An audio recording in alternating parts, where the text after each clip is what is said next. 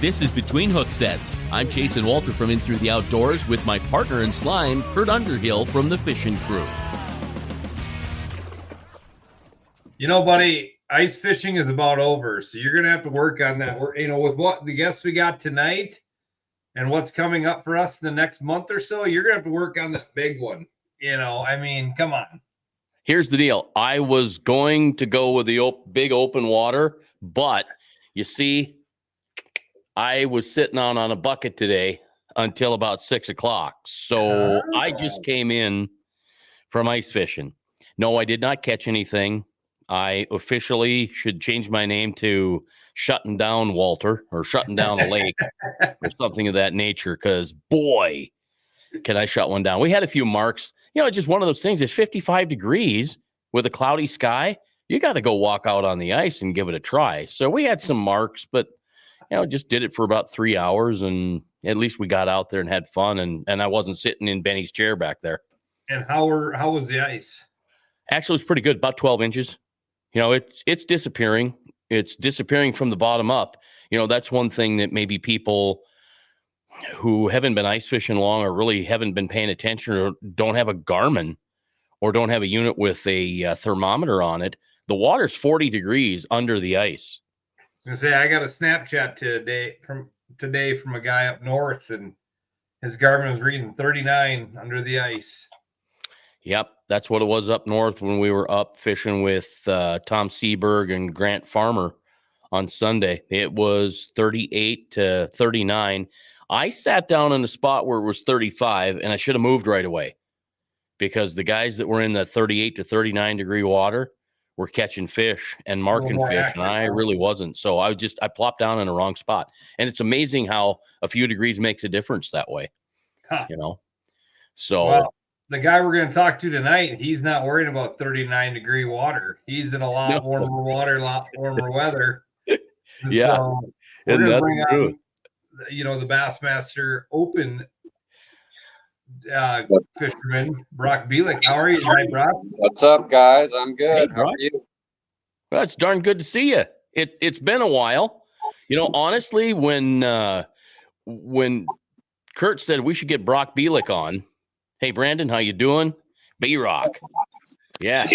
Let's let it go. So, the crazy thing for me, I'm into this 6 degree thing where, whatever, it's all coincidence. And so I'm going to pop this up real quick because I was out bass fishing. Actually, it wasn't. I was walleye fishing, but I caught bass that day. It just so happens that I met Troy Deedy and Jefferson Lehman on the beautiful shores of West Whitlock. And then who do I run into filling gas but Brock Belik? So that was a pretty special day for me, really, to be honest with you. That was a good day. I won that tournament that day. Yes, you did. Yes, exactly. I thought, he won that tournament. I got to bring that back up again because that was a big day with Troy getting the state record smallie, you winning it, and then Shy Jefferson. He's just kind of a quiet, shy dude, but really a pretty cool dude.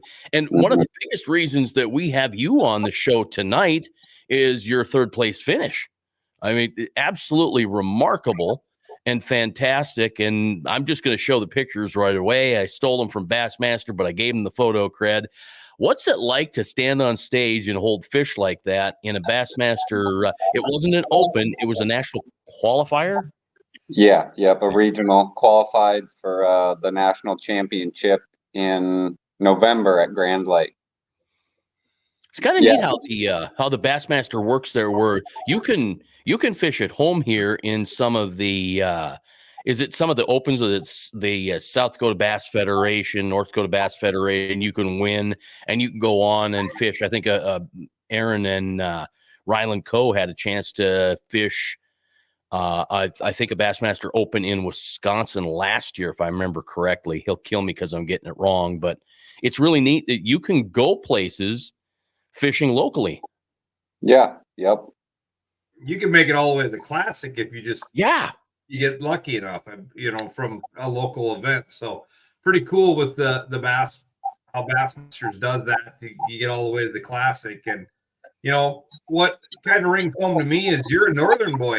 You know, you're a northern boy, definitely in a different world with the bass guys. And, you know, I've been a walleye guy for my whole life and started dabbling in the bass fishing side of tournaments.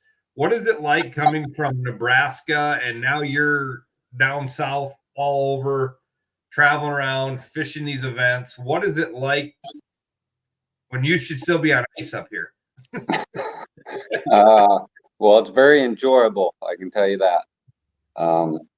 Yeah, I couldn't wait to get out of there around Christmas. It was eating at me, but yeah, we left home just after Christmas and headed south. You got to be pretty lucky to be able to do that because you had to have set a job aside.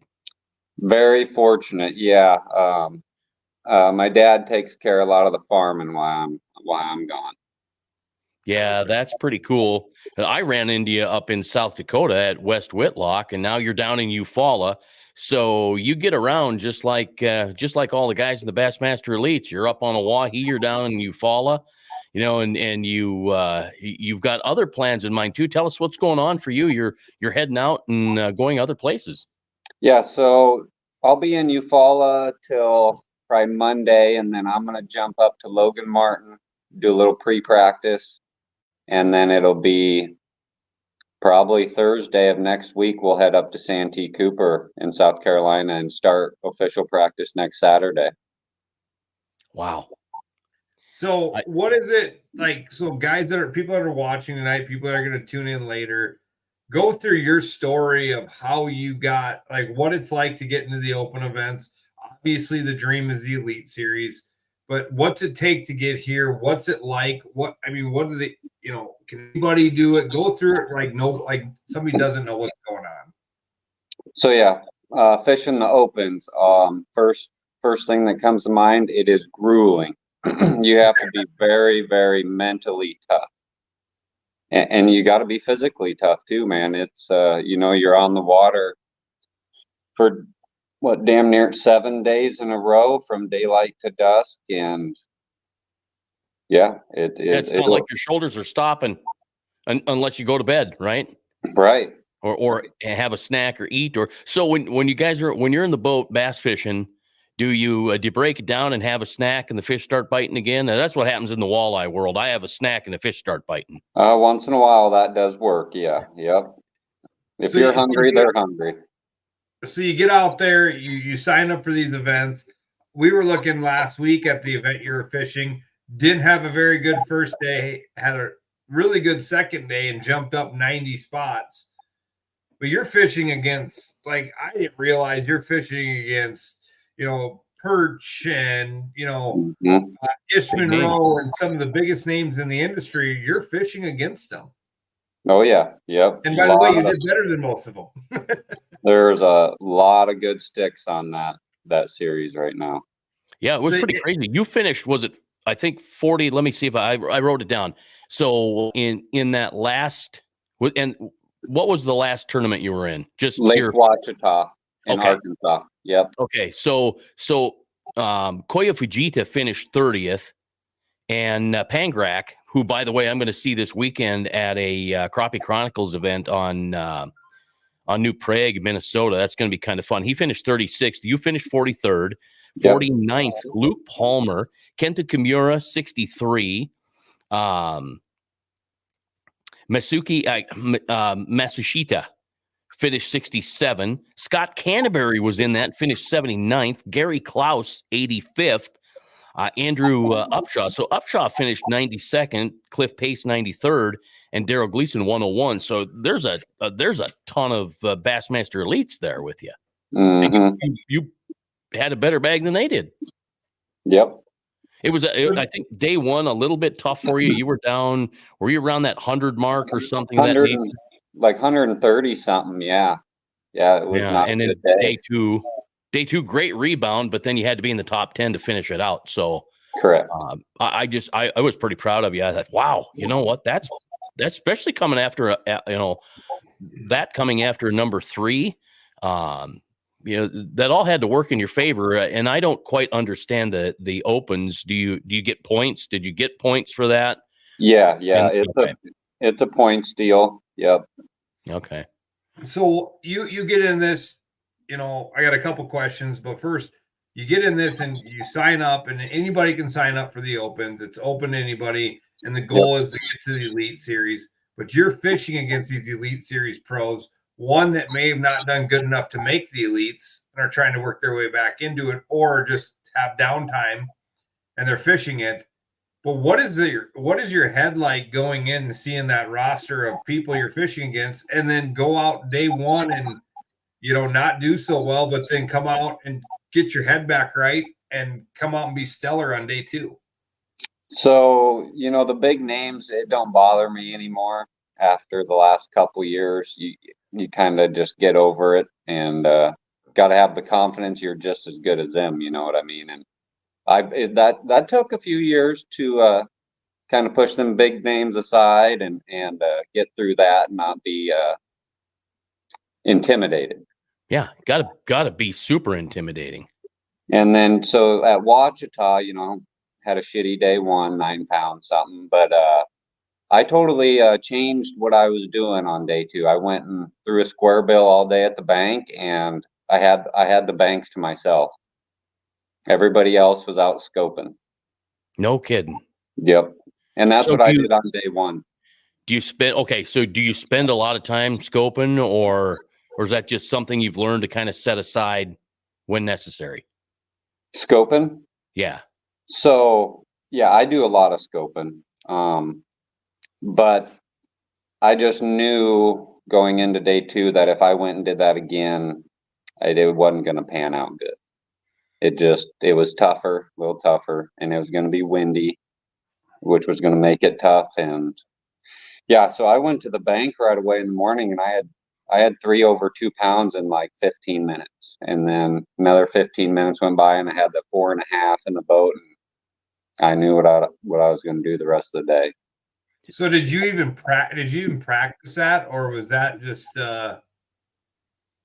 winging it? I'm just going to go here because my scoping plan didn't work out for day one. So I didn't do it in official practice. Now I pre-practiced a Ouachita, before that 15 days off limits, and I did some of it then. And I knew and I knew the fish. We had a warming trend that week, the 2 days of the tournament and maybe the day before the tournament, but it warmed up, and I knew there was fish shallow. I knew a red crankbait would probably catch them, and man, it didn't take long. They told me what they wanted.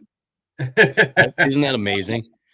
It was truly amazing how you find, well, you ended up building confidence right away that day. And I hear that's kind of the way it goes. If you get on them and things go your way and you get that confidence and you keep it, the day ends up finishing pretty good. And you finished really strong to go from, I was going to go back and look, and I was going to try to commit it to memory, but whether you were in 100 and whatever you were, and you ended up finishing 43rd, that was a big jump up, a big step. Yeah, it was pretty crazy.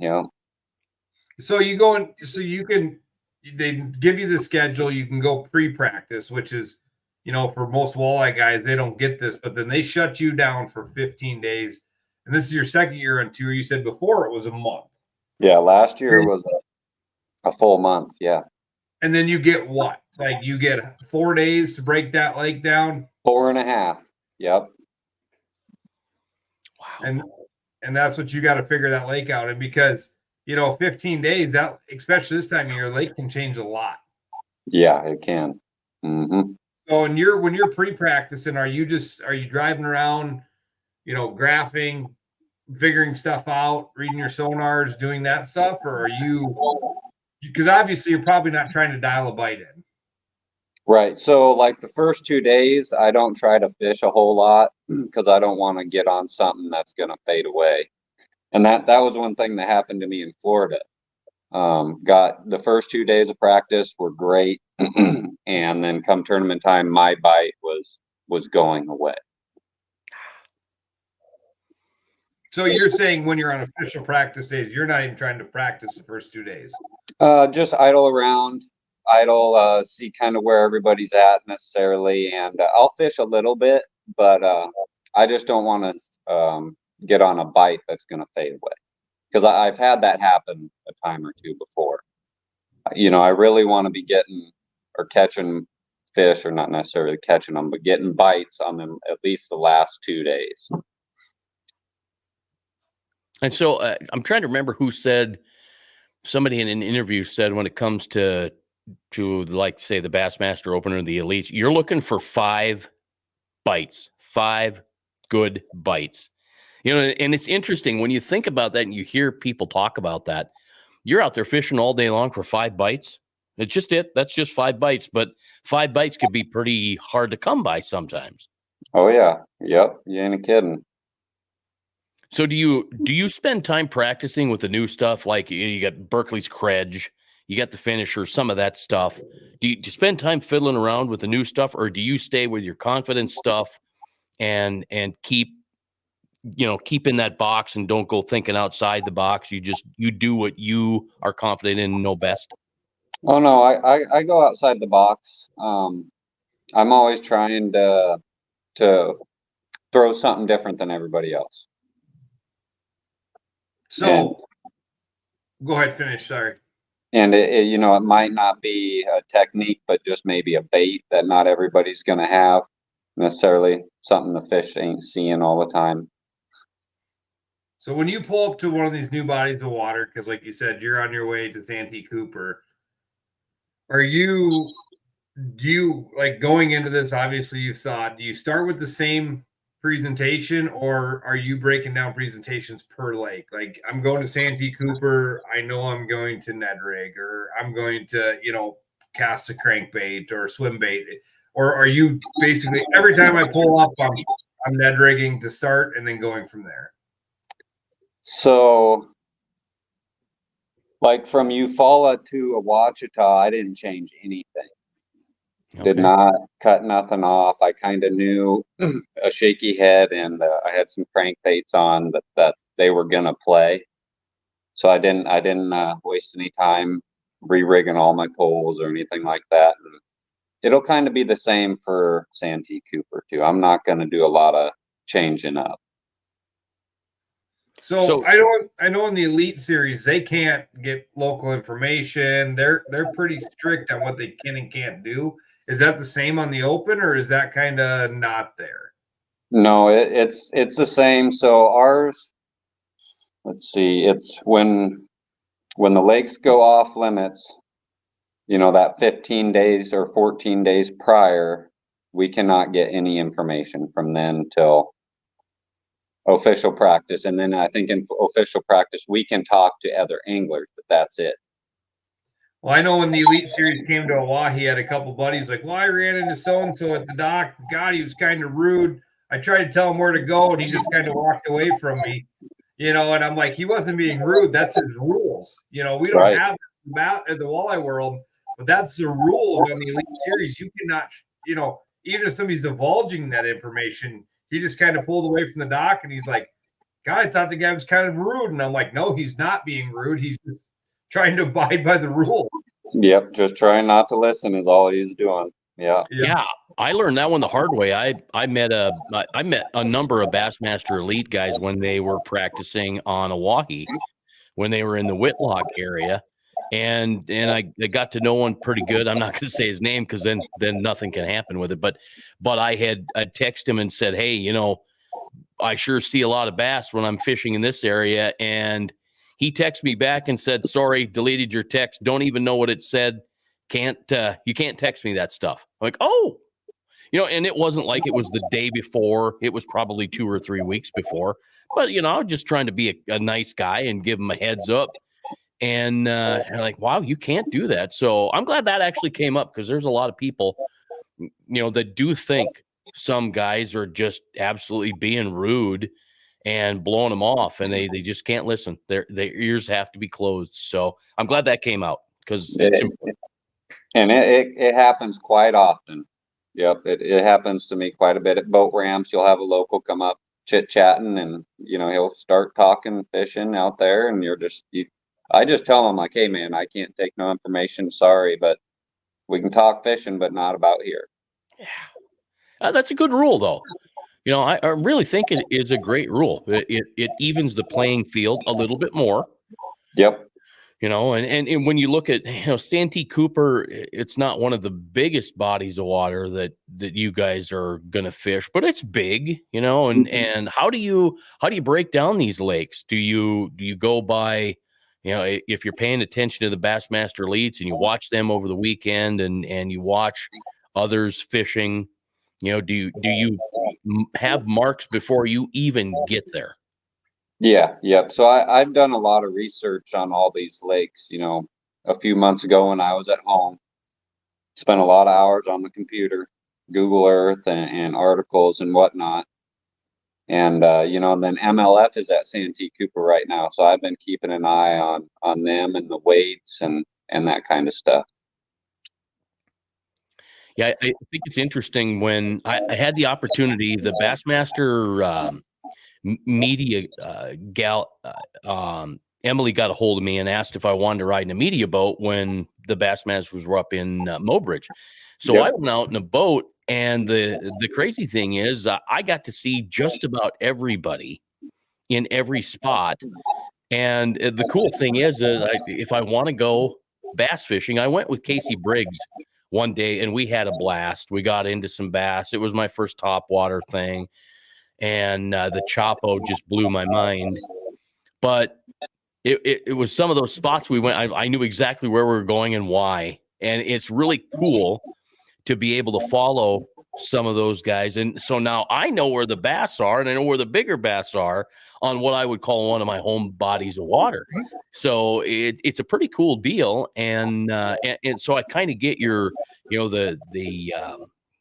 the studying, and I guess I do that no matter what lake. I went and studied Winnipeg before I went up there a few weeks ago, and it's just a basin.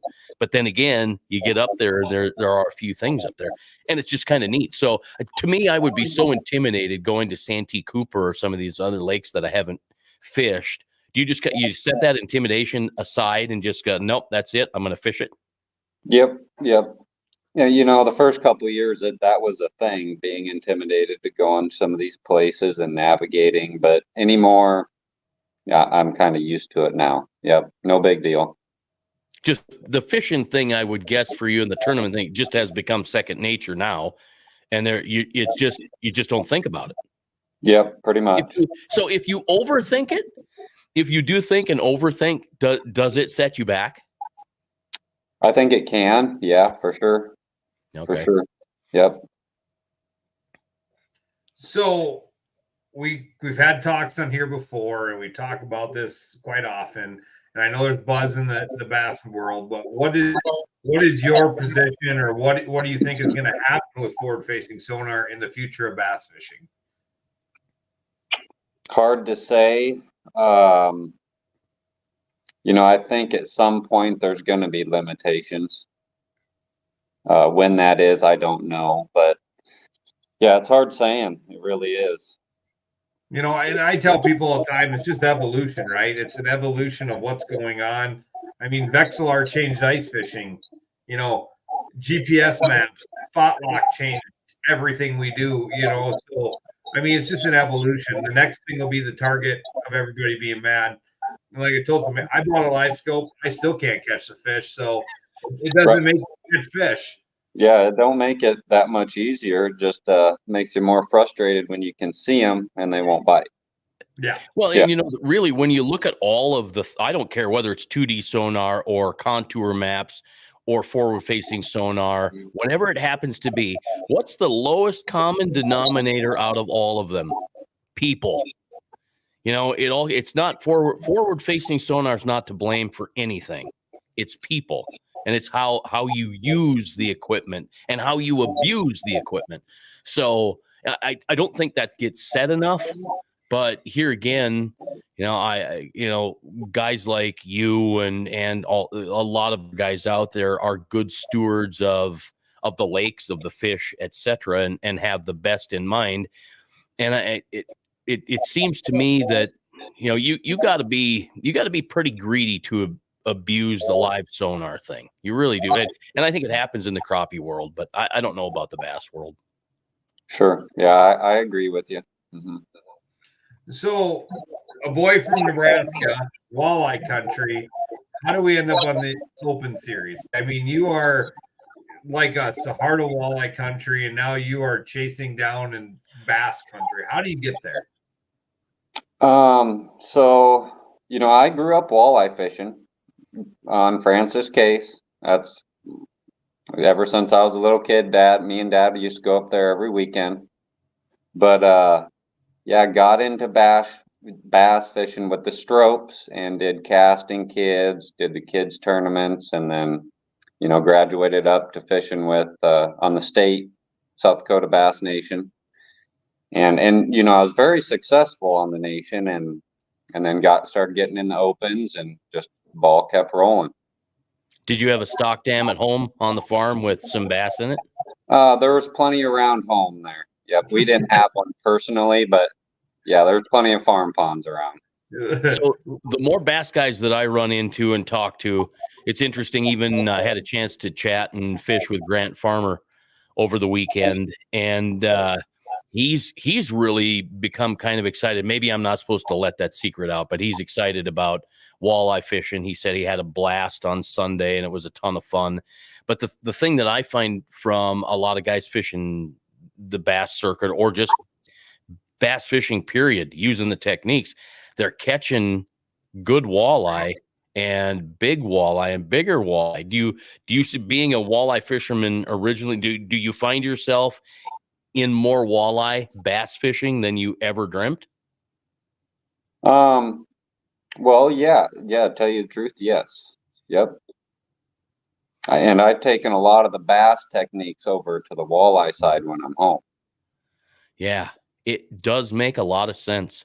I think that's the one thing that I like about guys in the bass world, and I'm not picking on the walleye guys, but those guys in the bass world, like you know, or Grant or Harry or whoever it happens to be, are much more willing to share, not necessarily the secrets, but the tactics, and tell you how to catch bass. And oh, by the way, this works great for walleye too, and that's a ton of fun. Yep. I wondered if Milliken wasn't going to come up. Asking about his buddy Milliken making the elites or the opens last year. That was quite an experience to be a part of. I can tell you what, that was something else. Yeah, it's funny because I followed him for the longest time because he was painting crankbaits. So I was watching his YouTube channel, trying to learn how to better paint crankbaits, because he was doing a lot of really awesome stuff, and he's pretty doggone good at it, right? He is good, yeah. He is. And so I learned what I needed to learn there, and I saw some of the goofy stuff that he'd done, and I thought he was pretty cool. But then, how it is, it's not that you tire of it, but you move on, right? And then all of a sudden I hear about, the 402.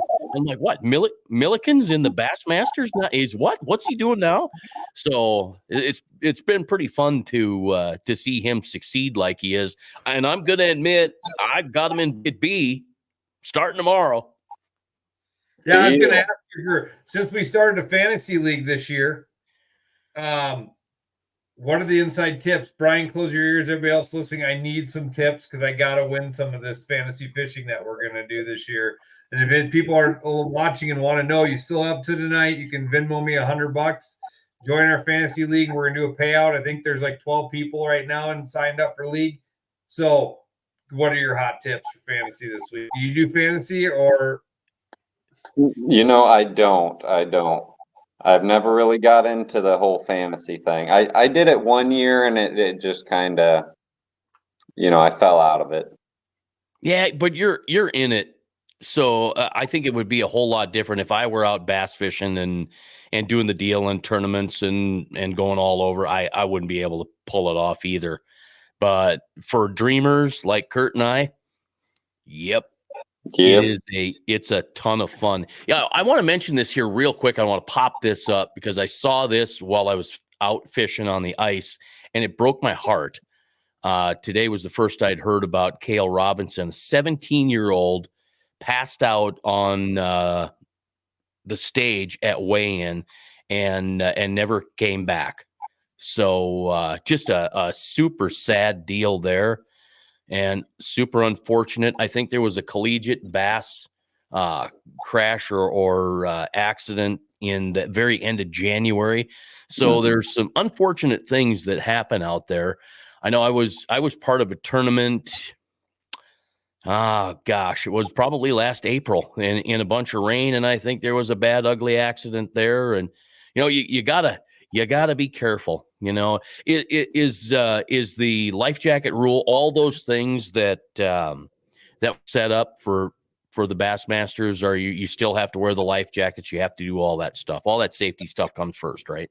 Oh yeah, life jacket on, kill switch working, and lights working when we roll through check-ins in the morning. And if either of them ain't working, you go to the back of the line or till you get it fixed. Yep.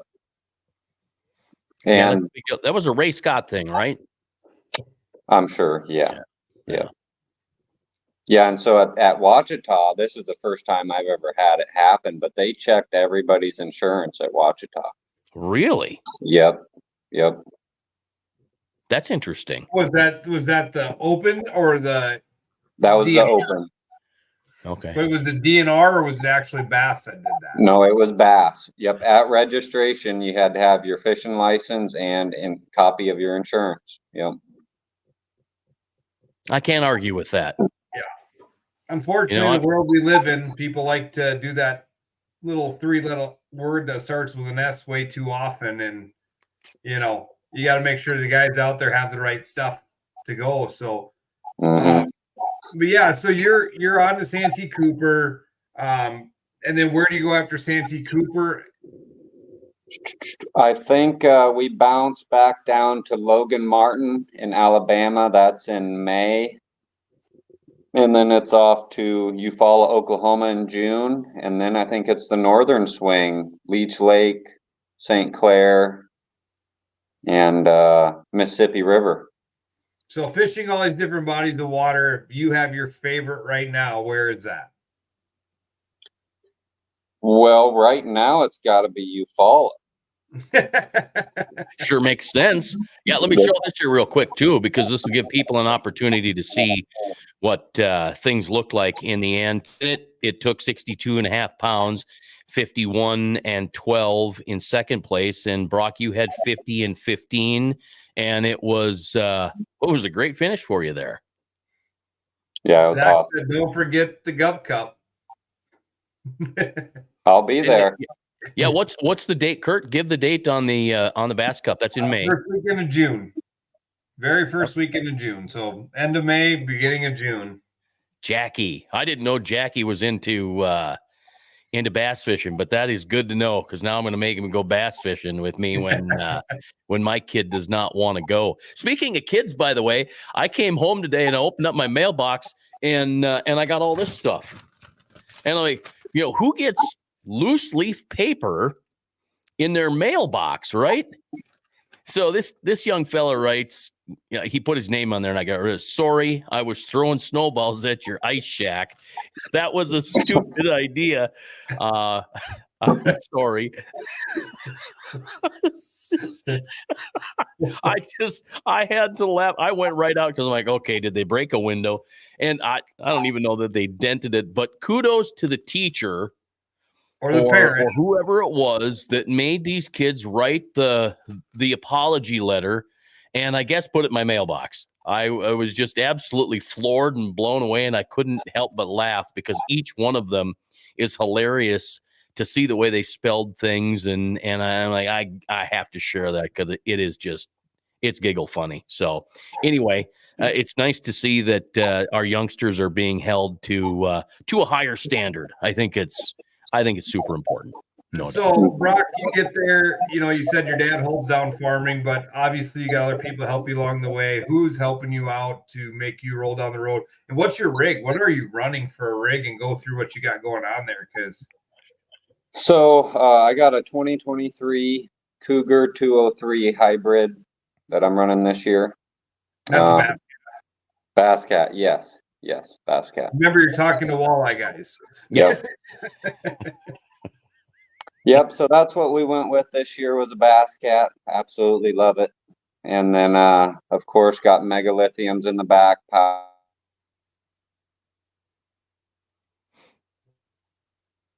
I think he froze up a tad there, or maybe we all did. All right, we lost you. You got mega lithiums. Yeah, that's the power to all the toys. Yep. And yeah, then, we're running a Garmin live scope up front, and then we got 360 Humminbird 360. So.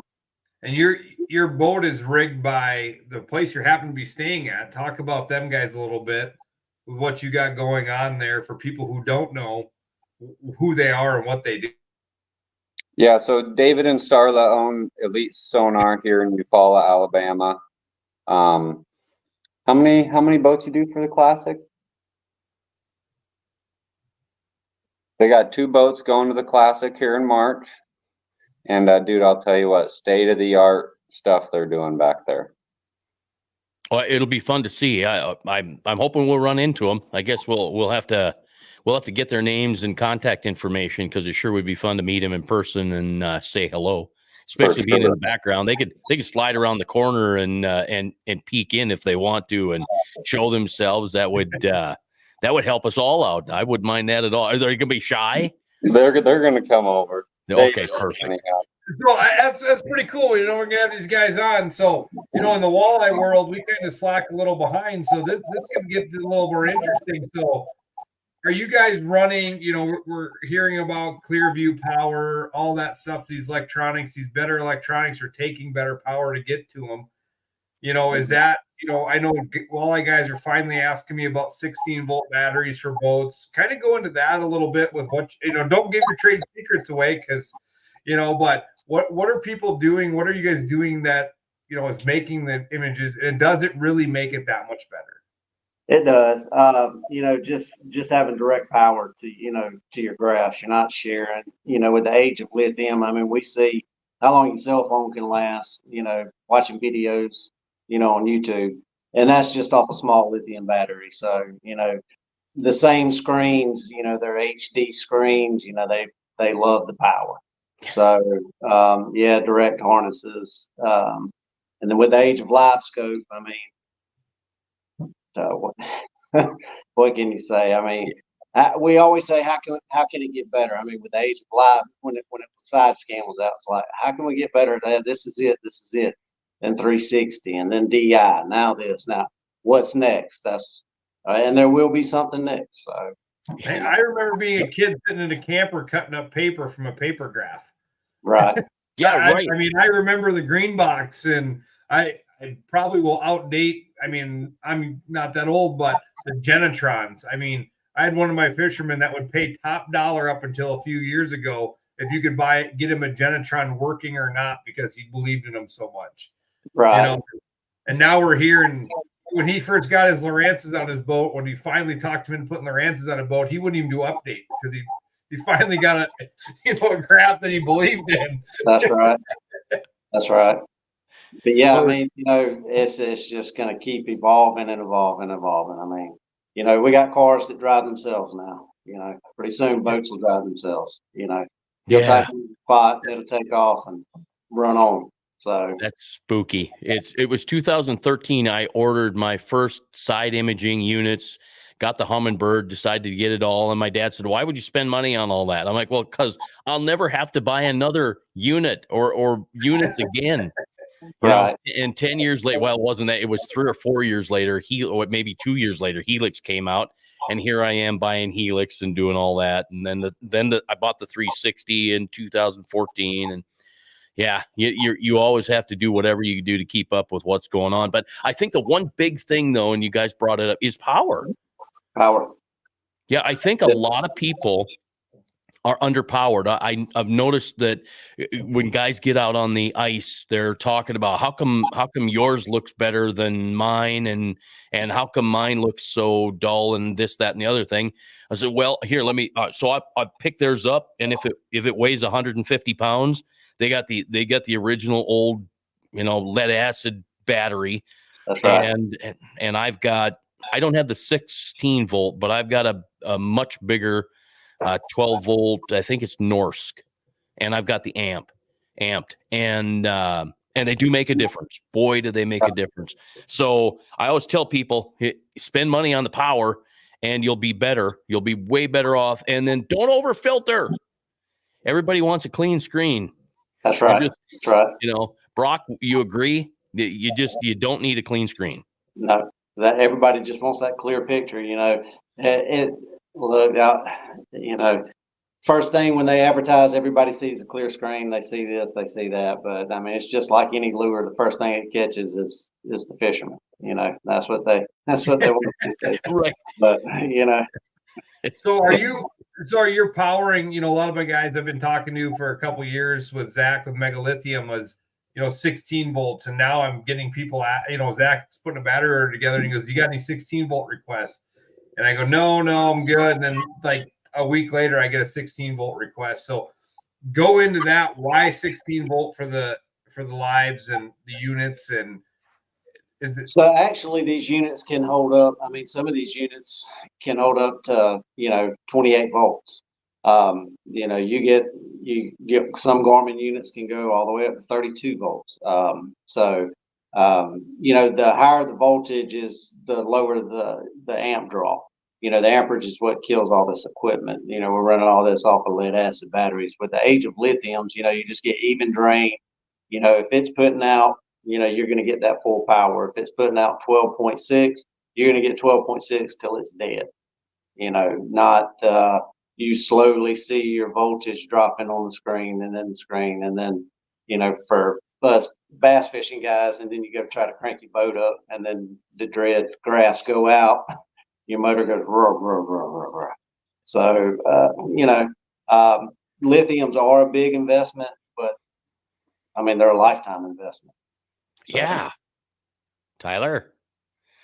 Yeah, you know, that's the one thing I think that I had to kind of, and I'm just, you know, I'm a weekend warrior. I'm a weekend fisherman. I don't do tournaments. I don't do any of that. But I found that spending that couple extra $100, whatever it is, on a better battery, on better power, on cleaner power, right. makes all the difference. You go out and you fiddle around in 3.5 hours, that lead acid battery is dead and gone, and you've got nothing.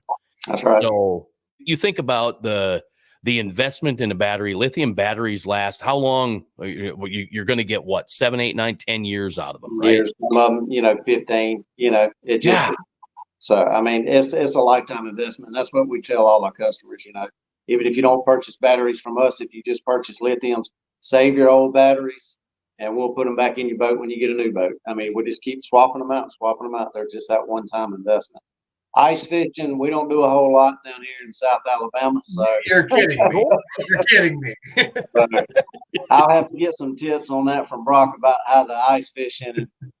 But now, you know, these companies are coming out with these smaller 48 amp hour batteries, 16 volt, you know, 24 volt batteries to run live scope, you know, stuff like that. So there, I do see them, you know, going more towards that customer base too, not forgetting about those guys. You know, it ain't all about us bass fishermen and how many 22-inch screens we can fit on a bass boat. So yeah, that's pretty amazing. What do they call it, the battleship? yes. Holy cats. It's just truly amazing. How about a lithium for starting battery? Are these new motors now?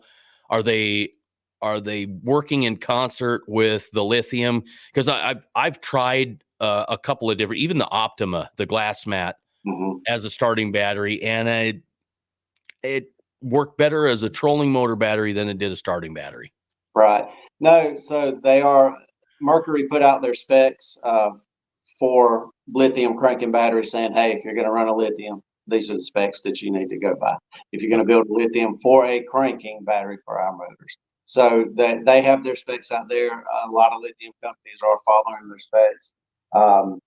The Yamaha, you know, don't really know about that one. You know, with the new show, the older shows didn't have enough output to try to run all these graphs off of and recharge them with running guns. So, but with the new shows, they have that fixed. We don't have a whole lot of shows down here. Most boats I work on, 99% of them are Mercury. Okay. So, and obviously, I think everybody running a house battery. oh yeah. So our typical setup for bass rigging is a 12-volt battery. It could be AGM or lithium, and then a 16-volt for your graphs, and then 36 lithium for your trolling motor, whether it be a 23660s or to give you 120 amp hours, or 23640s to give you 80 amp hours. And Awesome. then You're pulling out the 312s and running 236s or a big 36. correct. Okay. Well, we got bonus content tonight. So Just Thanks for sliding in there. Did I see? Brandon asked if Brock signed up for the cup. Yes, he signed up for the cup. Okay. And then we got another one from Shane. Brock, do you think the average age of elite qualifiers will be younger as last year and dominated by the super young kids last year? Well, I think it's not going to be much older, that average, I don't think, if any. There's just too many young kids that know what's going on with this live scope and fishing, that it's hard for them older guys that, that ain't as good or been around the live scope as much to compete. I really do. I don't, is Rick Clun using live scope? I don't know. I would hope. Yeah, well, yeah, I would hope they all are, but I guess I have not paid attention. The only reason that I really know Rick Clun is when I started doing the Bassmaster fantasy fishing. I picked him almost every tournament, and boy, it let me down because he's great. And that's why I kept picking him. I'm like, the guy had a great career, and he still fishes, and he's still out there at it. And I think this his 50th year, so he's been doing it a long time, and is a great fisherman. It's just, unfortunately, he let me down in the Bassmaster fantasy thing. And by the way, let's bring that up again, because we've got tonight to get things done. If you want to join us this year, I decided I wasn't going to do it with my In Through the Outdoors group, and then Kurt said, "Hey, wait a minute, maybe we should do one." So we whooped this one up last minute a few days ago. So Kurt, give us the details on that. Yeah, so $100, enter, get a hold of me on either social media, or if you have my number, reach out to me. I'll send you the Venmo, then I'll send you the link to the deal and the password to get in. You have until the night to set your lineup. First event's tomorrow. Basically, there's 10 events throughout the year with the classics, so you set a lineup each week, and depending on how many guys we get signed up, we're going to do a weekly payout, then we'll do an overall payout with it. Just something fun. I paid, Brian, Jason paid. We're probably going to get our butts kicked. I'm definitely going to get my butt kicked because you can't pick your favorites. Nope. The few guys I do know in the bass world, when I pick them, I picked Matt Robinson in the first pool and decided to change my mind. So I don't know, just because I don't really know what I'm doing, but it's going to be fun and see how it goes. And hopefully in the near future, we can put Brock Belik on our fantasy team. And right. What does it take to get out of the opens to get to the elite? Is it if you win a tournament, if it's you finish high enough in points, how many guys move up next year from this year? Because I truly don't know how you make that jump. So it's the top 9 in points through the 9 events. Okay. Yeah. So if you win an event, it's just going to set you up good for points, but it doesn't make you automatic berth to the Elite Series. Correct. The only automatic berth is to the Classic, and that's if you win one.